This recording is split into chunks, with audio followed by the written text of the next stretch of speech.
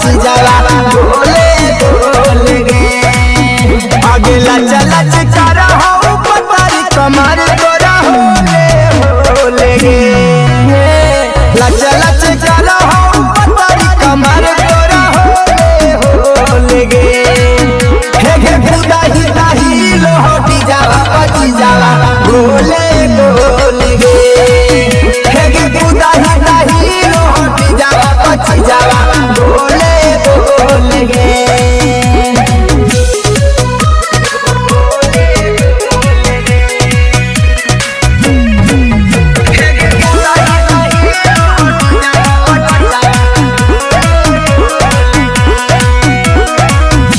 रसगर जवनिया लागो नारियल के पनिया लागो।